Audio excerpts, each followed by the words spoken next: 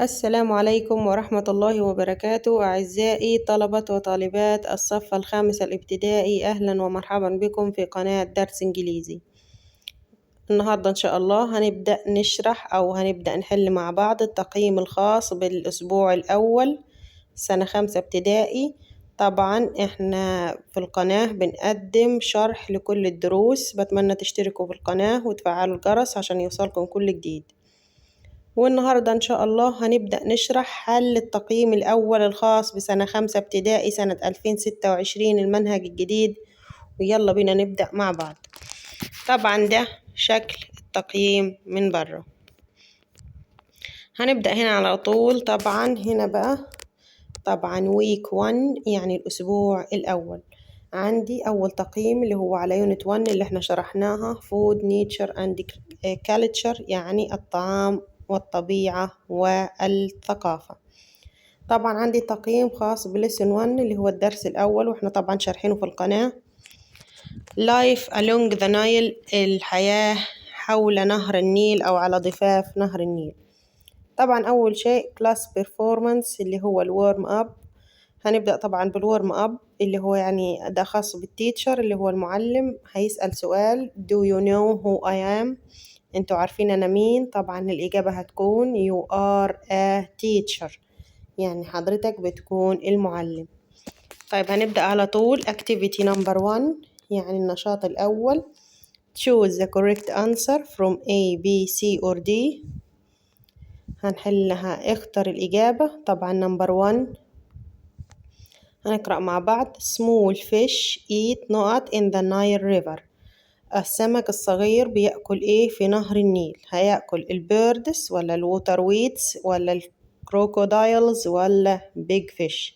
طبعا الإجابة الصحيحة السمول فيش، السمك الصغير بيتناول ايه؟ بيتناول الووتر ويتس اللي هي الأعشاب المائية. طيب نمبر 2 نقط is called the king of the Nile. هو أو بيدعى أو بيطلق عليه ملك النيل. هو ايه؟ هو البيردس ولا الفيش ولا الانسكتس ولا الكروكودايل؟ طبعا الكروكودايل اللي هو التمساح، سبق وشرحناه في الليسن الأول وليه فيديو في القناة، ارجعوا شوفوه. طيب نمبر 3 the small fish in the Nile river are. السمك الصغير في نهر النيل بيكون ايه؟ scary colorful very large hunting crocodiles. طبعا بيكون colorful يعني ملون. نمبر 4 birds eat small fish نقط and even plants near the river. الطيور بتأكل السمول فيش اللي هو السمك الصغير وإيه كمان؟ والإنسكتس ولا الكروكودايلز ولا الووتر ويتس ولا الأنيمال؟ طبعا الإنسكتس. يعني إيه الإنسكتس؟ يعني الحشرات. طيب نمبر 4 which of these animal is not living in our near or near the Nile river in lesson 1. في lesson 1 ذكر بعض الانيمالز اللي هي الحيوانات اللي بتعيش على ضفاف نهر النيل. هنشوف مين اللي ما اتذكرش. كروكودايل طبعا كانت معانا اتذكرت، البيردس الطيور اتذكرت، الهيبوز فرس النهر طبعا ما اتذكرش وهي دي الإجابة الصحيحة.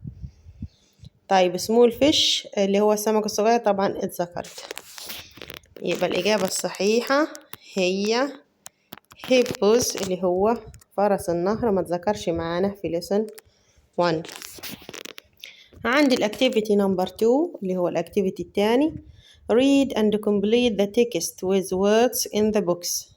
طبعا ده تكست هنكمله بالكلمات اللي موجودة في البوكس. الأول هنقرأ الكلمات اللي فوق. عندي كروكودايلز يعني تماسيح، نايل اللي هو نهر النيل، insects يعني حشرات، hunt يعني يصطاد، water weeds الأعشاب المائية. هنبدأ نقرأ بداية الفقرة. The Nile river is full of life. هو إيه؟ هو the Nile river طبعا نهر النيل the Nile river. You can see large نقط، أنت ممكن تشوف large إيه؟ that نقط fish and other animals. طبعا هنشوف large crocodiles تماثيل ضخمة تماسيح ضخمة وعملاقة. that نقط ايه فيش طبعا هتبقى ايه hunt fish، يعني ايه؟ يعني بتصطاد السمك. tiny نقط fly near the water. طيب tiny إيه؟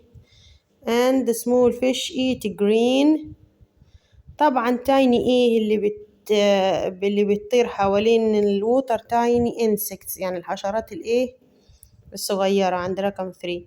and small fish eat green water weeds. والسمك الصغير بيأكل water weeds اللي هي الأعشاب المائية. It's a busy place. هو مكان مزدحم. where every creature plays a part. protecting the river helps and this amazing animal survive. all these amazing animals survive يعني بيساعد كل هذه الحيوانات عشان تنجو. طبعا هنا عندي homework اللي هو الواجب.